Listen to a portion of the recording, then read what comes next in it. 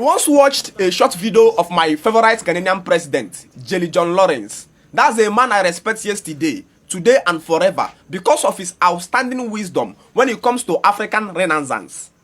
And so the president began to speak in that video. He says, there were three young boys living in one room.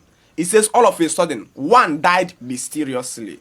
And so the police came and arrested the other two roommates and charged the boys to court. And so the young boys were with the Bible and the Quran to speak truth before the magistrate. And as the case continued to proceed, he says one person was always found guilty. One person was always found guilty. One person was always found guilty. And it comes to a point that the magistrate have to pronounce who is actually guilty and maybe sentence the young man to death or to life imprisonment. And the young man requested to be given one more chance to speak. And they says, okay, young man, what do you want to say? He says, I and my brother came from the same village. He says, we have sworn with the Bible and we have sworn with the Quran to speak the truth. And yet, maybe the truth is not yet found in expression. Since me and my brother came from the same village, let us go back to our village and swear with our shrine on who is actually telling the truth. If after we finish swearing, let justice find its course. If I'm found guilty, let me be treated as a guilty. And if my friend is found guilty, justice will take its control.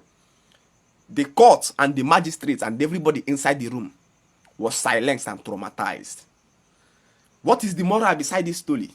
He says truth was taken off by the people by taking away what actually holds the justice, the offer of the people, which is their spirituality that actually instigates the consciousness of righteousness upon them.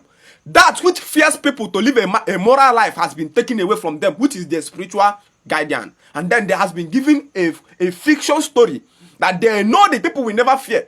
No African man is afraid of the Bible or Quran. That's why your politicians will hold it and swear, and they will go ahead rooting your money.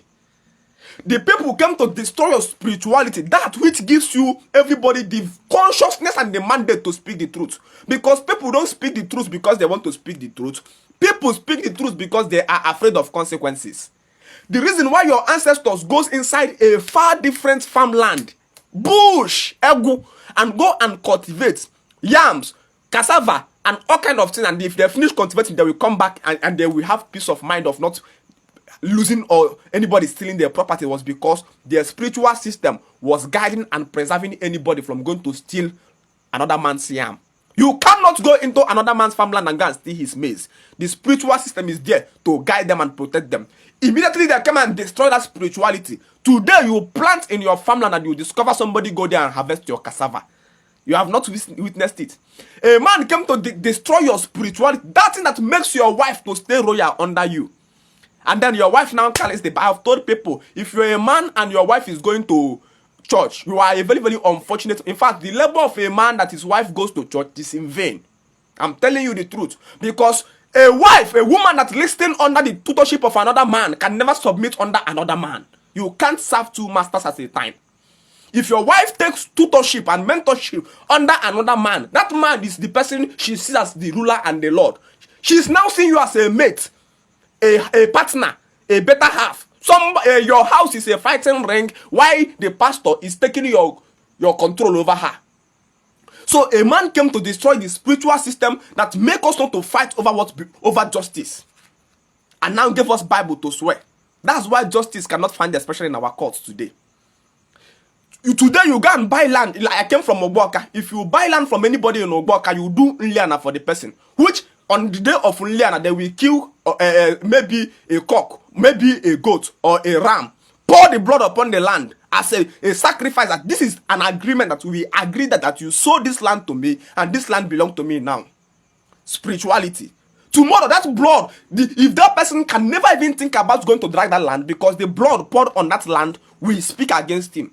Today, if you buy land from somebody in Ogboka and tell the person, the person says, no, don't do liana for me, I'm a Christian. Give me the money for the liana. Oga, you were a Christian. You don't do liana, you still want to collect money for liana. How much is the money for liana? 70,000. You count 70,000 and give the person. Tomorrow, the person goes and sell that land to another person. And there is nothing the land will do for him because there was no blood poured on that ground that shows that this person sold his land to you.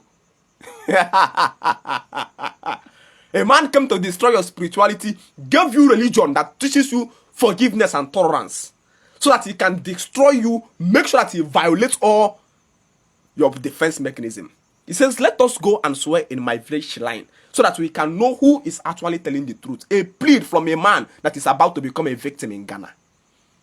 I love Jerry Rawlings. So that's those men that were actually passionate about engineering land, but we came with the soundness of knowledge to groom men who will become. When you want to go to war, you begin to prepare your people in their spiritual system. If invaders or men came into your village today and want to invade you, which way will you prepare your boys to go and fight? It does not mean that they will not go and they will not die, but at least they will not die like fowl or chicken. Where is your spiritual defense mechanism?